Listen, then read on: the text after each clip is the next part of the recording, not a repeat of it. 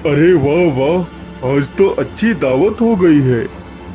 शेर राजा के बेटे को उठाकर ले आता है और उसे अपना आहार बना लेता है।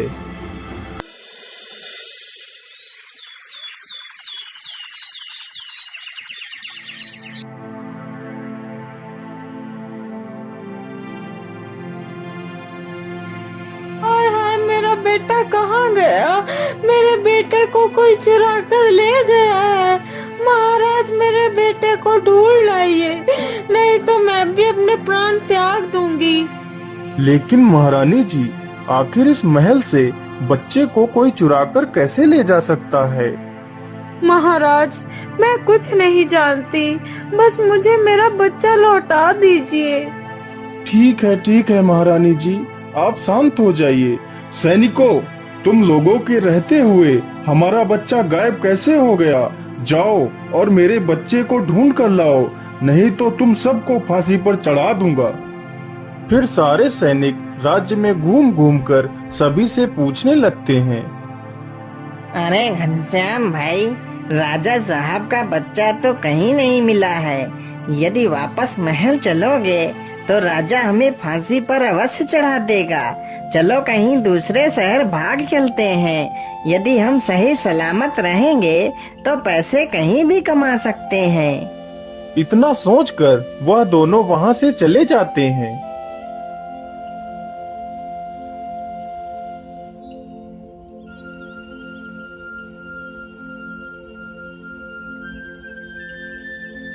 बाबा, आंखें खोलिए बाबा, हमारी मदद करिए बाबा। क्या बात है बेटा, कौन हो तुम और तुम्हें क्या मदद चाहिए? बाबा, मेरा नाम उन्नति राम है और मैं एक व्यापारी हूँ और यह मेरी पत्नी है।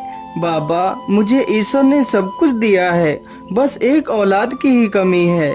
बाबा, आप ही मुझे कोई उपाय बता दीजिए जिससे मुझे संतान की प्राप्ति हो जाए। बेटा, उपाय तो है, लेकिन उपाय बहुत ही कठिन है। इसमें तुम्हारा बहुत नुकसान भी हो सकता है। बताइए बाबा, वह उपाय क्या है? मैं पुत्र प्राप्ति के लिए कोई भी नुकसान उठा सकता हूँ। तो सुनो बेटा, कल पूर्णिमासी है। यदि तुम सूर्य उदय से लेकर सूर्यास्त तक दान करो तो तुम्हें पुत्र की प्राप्ति अवश्य होगी।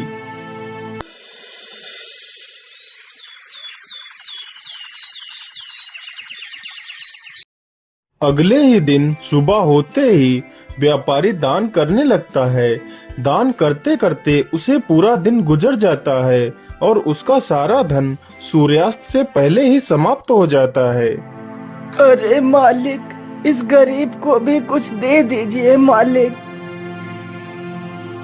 बोलिए बाबा, आपको क्या चाहिए? मालिक, मैं बेसहारा हूँ और इधर उधर की ठोकरें खाता हुआ घूम रहा हूँ मालिक। मेरे पास रहने के लिए घर तक नहीं है। यदि आप मुझे अपना यह घर दे दें तो आपकी बहुत कृपा होगी मुझ पर। ठीक है बाबा, जाइए, मैंने आपको ये घर दे दिया।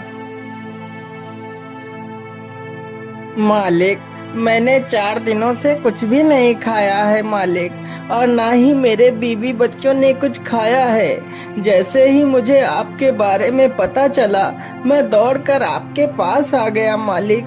यदि आप मुझे 10 सोने की मुद्राएं दे दें तो मैं अपने परिवार का पेट कुछ दिनों के लिए पाल सकता हूँ। हे भगवान, अब मैं क्या करूँ?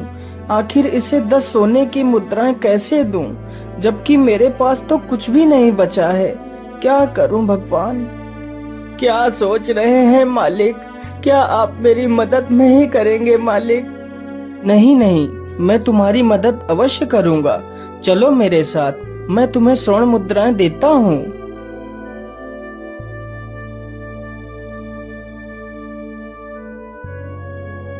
फिर उन्नति राम एक सेठ के पास जाता है। सेठ जी, मुझे 10 स्वर्ण मुद्राएं दे दीजिए। मैं आपको ये मुद्राएं कल तक लौटा दूंगा। मैं तुम्हें 10 स्वर्ण मुद्राएं तो दे सकता हूँ, लेकिन उसके बदले तुम्हें मेरे पास कुछ गिरवी रखना पड़ेगा। लेकिन सेठ जी, मेरे पास तो आपको देने के लिए ऐसी कोई वस्तु नहीं है। नहीं नहीं, तुम्हारे पास एक ऐसी चीज है जो तुम मुझे देकर स्वर्ण मुद्राएं ले सकते हो। लेकिन सेठ जी, मेरे पास ऐसी क्या वस्तु है? उन्नति राम, तुम अपनी पत्नी को हमारे पास गिरवी रख दो। तब तक तुम्हारी पत्नी मेरे घर का सारा कार्य करेगी। जिस दिन तुम मुझे मेरी मुद्राएं वापस कर दोगे, उस दिन तुम अपनी पत्नी को ले जा सकते हो। ठीक है सेठ जी, मैं मंजूर हूँ। मुझे स्वर्ण मुद्राएं दे दीजिए। फिर वह सेठ उन्नति राम को 10 स्वर्ण मुद्राएं दे देता है और उन्नति राम वह स्वर्ण मुद्राएं उस भिक्षुक को दे देता है। अब तो मेरे पास कुछ भी नहीं बचा है। अब मैं पैसे कहाँ से लाऊं? मैं ऐसा करता हूँ, अपने मित्र से मदद मांगने के लिए जाता हूँ।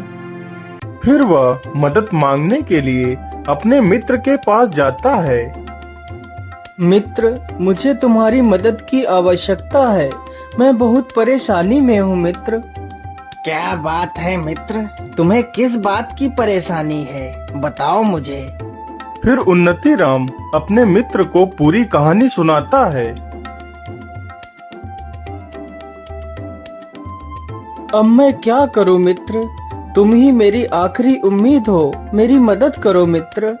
लेकिन मित्र, मैं तुम्हारी मदद नहीं कर सकता।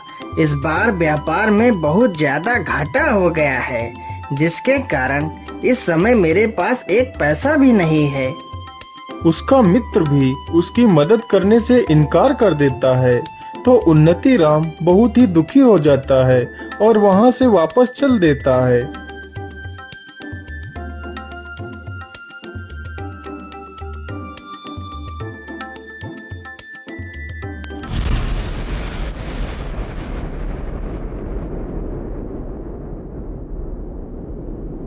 मुझे लगता है बहुत जोर का तूफान आने वाला है। हे भगवान, यह तो बहुत जोर की बारिश आ गई। अब क्या करूं? चलो इसी पेड़ के नीचे बैठ जाता हूं, कुछ तो इस बारिश से बच पाऊंगा। उन्नति राम पूरी रात उसी पेड़ के नीचे बैठा रहता है।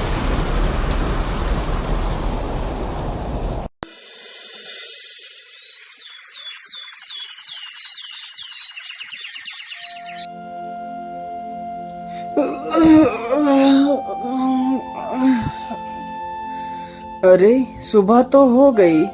चलो चलता हूँ।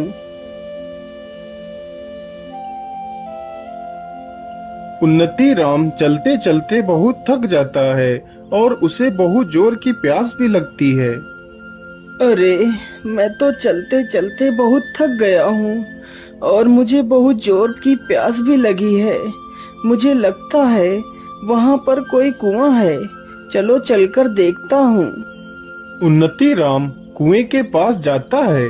उसी कुएं में रात के भयानक तूफान में फंसकर एक शेर और एक बंदर तथा सर्प और एक सोनार उसी कुएं में गिर जाते हैं। उन्नति राम जैसे ही अपना घड़ा डालता है, तभी शेर रस्सी को पकड़ लेता है। कौन है? कुएं के अंदर कौन है? किसने मेरे घड़े को पकड़ लिया है? छोड़ दो मेरा घड़ा। अरे मुसाफिर, मैं एक शेर हूँ। मैं रात के तूफान में इस कुएं में गिर गया था। यदि तुम मुझे बाहर निकाल लो तो तुम मुझसे जो भी मांगोगे मैं तुम्हें दे दूंगा। अरे नहीं नहीं शेर भाई, मैं तुम्हें बाहर नहीं निकाल सकता। कहीं तुम बाहर आकर मुझे खा गए तो?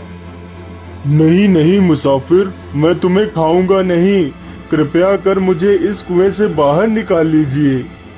फिर उन्नति राम उस शेर को बाहर निकाल लेता है।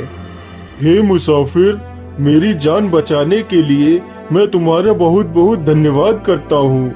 मैं यहीं पास की गुफा में ही रहता हूँ। यदि तुम्हें कभी भी किसी प्रकार की मदद की आवश्यकता हो तो मेरे पास अवश्य आना।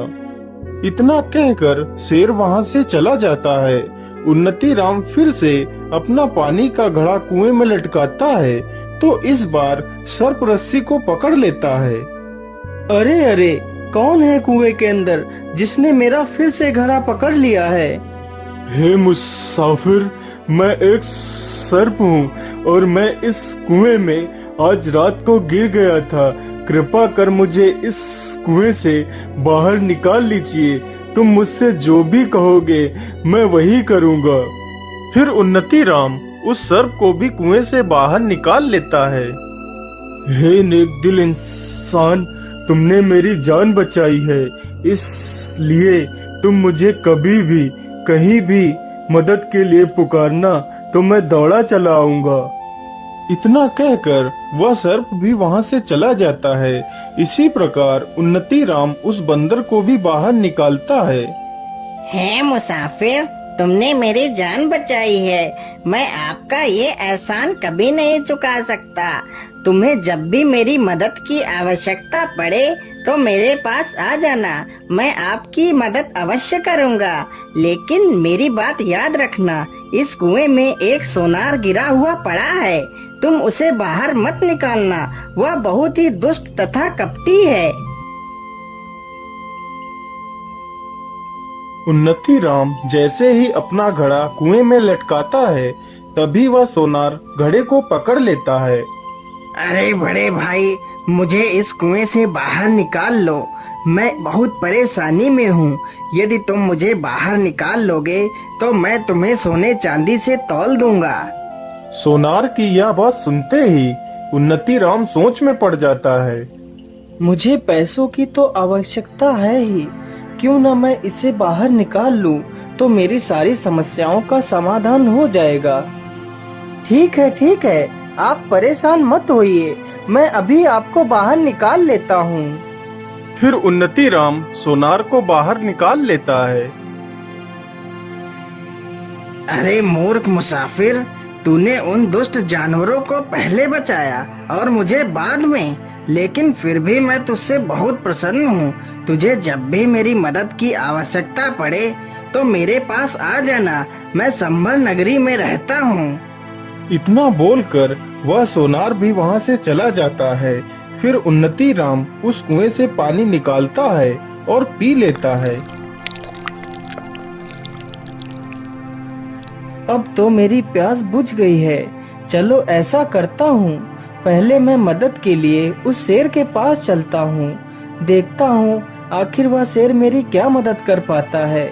मेरे मित्र ने तो मेरी मदद नहीं की, चलो इस शेर से ही देख लेता हूँ। इतना बोलकर उन्नति राम वहां से चल पड़ता है।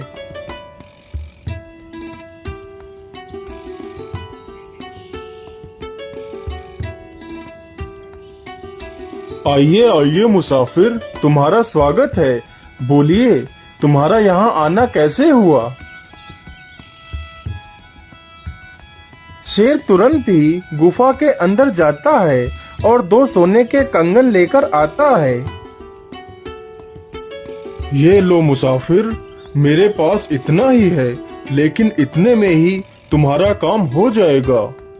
मैं ऐसा करता हूँ, यह कंगन लेकर मैं उसी सोनार के पास जाता हूँ जिसे मैंने कुएं से बाहर निकाला था। वह जरूर इन कंगनों की सही कीमत दे देगा।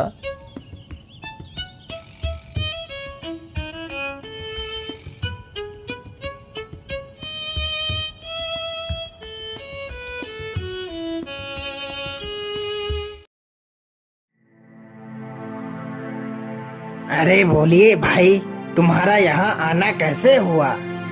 अरे भाई, मैं ये कंगन बेचने के लिए आया हूँ। फिर वह सोनार उन कंगनों को ध्यान से देखता है। अरे ये कंगन तो राजा के पुत्र के हैं, जो पुत्र कुछ दिन पहले ही चोरी हो गया था। तो इसका मतलब राजकुमार को तुमने ही चुराया है। नहीं सोनार भाई, मैं चोर नहीं हूँ। यह कंगन तो मुझे उस शेर ने दिए हैं जिसकी मैंने कुएं से जान बचाई थी। तुम झूठ बोल रहे हो। चलो राजा के पास, वहीं पर फैसला होगा।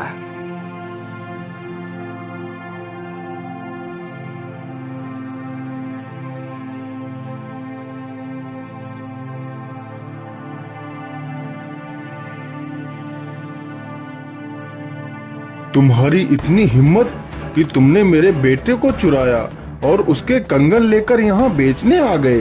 कहाँ है मेरा बेटा? महाराज, मैंने आपके बेटे को नहीं चुराया। ये कंगन तो मुझे एक शेर ने दिए थे। सैनिकों, यह ऐसे सच नहीं बोलेगा। इसे कारागार में डाल दिया जाए। सैनिक तुरंत ही उन्नति राम को जेल में बंद कर देते हैं।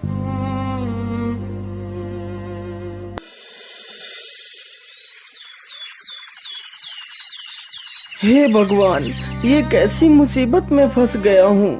क्या करूँ, कैसे निकलूँ इस जेल से। मैं ऐसा करता हूँ, अपने मित्र सर्प को बुलाता हूँ। जैसे ही वह उस सर्प का स्मरण करता है, तभी वहाँ पर वह सर्प आ जाता है।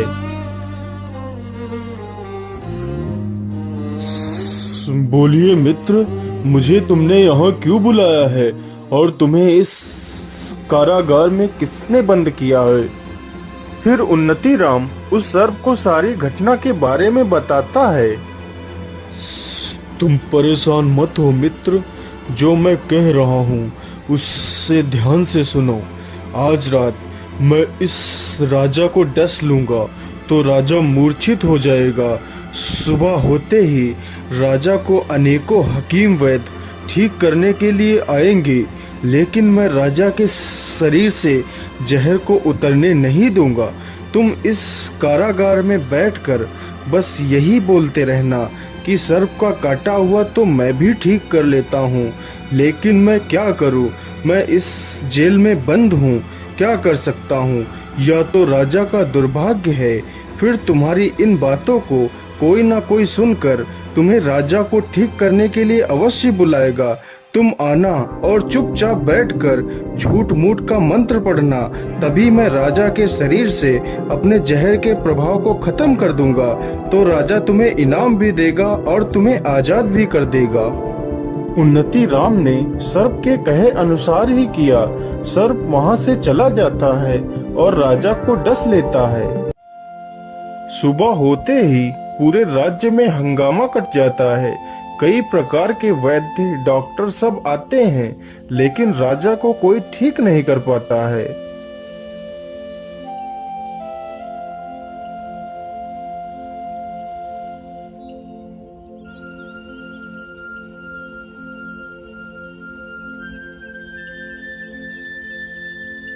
क्या बताऊं, मुझे तो राजा ने इस काल कोठरी में बंद कर रखा है।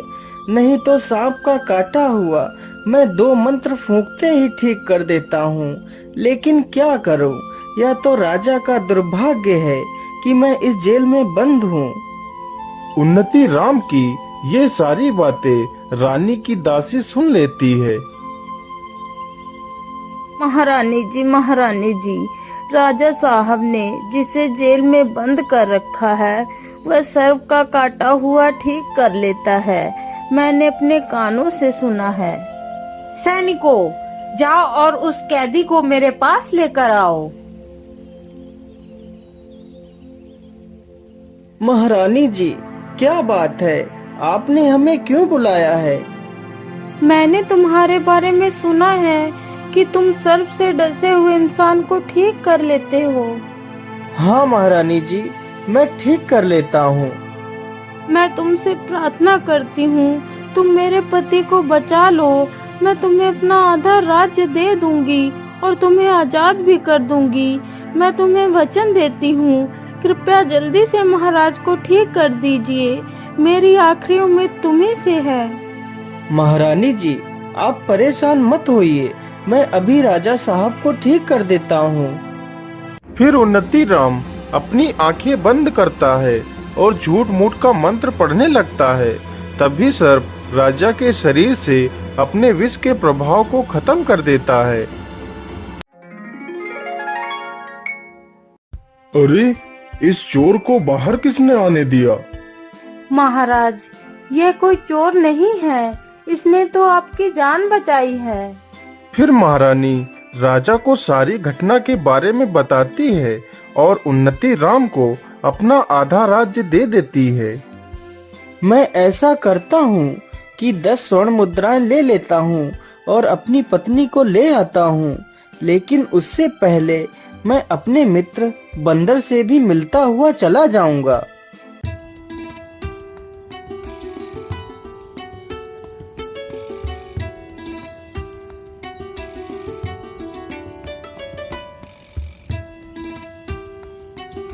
आइए मित्र, तुम्हारा स्वागत है। बड़े दिनों के बाद आए हो मित्र।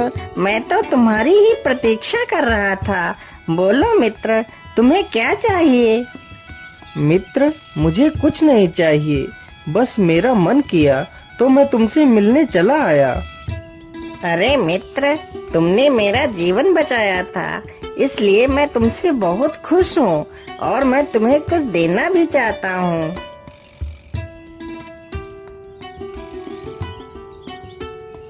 फिर बंदर 2 फल लेकर आता है। ये लो मित्र, ये इच्छा पूर्ति फल है जो मुझे भगवान शिव ने दिए थे। इस फल से तुम अपनी इच्छा बताकर जिसे भी खिला दोगे तो तुम्हारी इच्छा पूरी हो जाएगी। ये सुनकर उन्नति राम बहुत प्रसन्न हो जाता है और फल लेकर वहाँ से सीधे सेठ के पास पहुँच जाता है।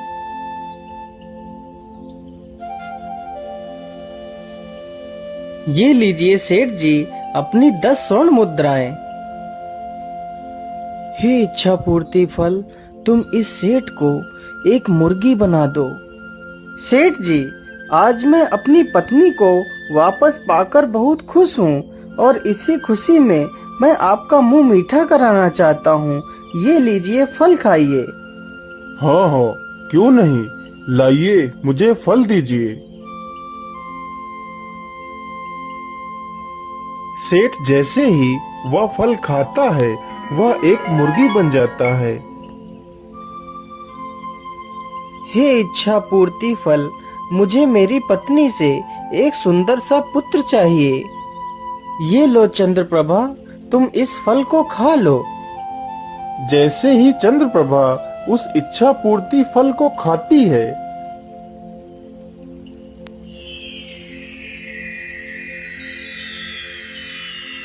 बच्चा मिलने के बाद वह दोनों बहुत ही प्रसन्न होते हैं और अपने राज्य की ओर लौट जाते हैं।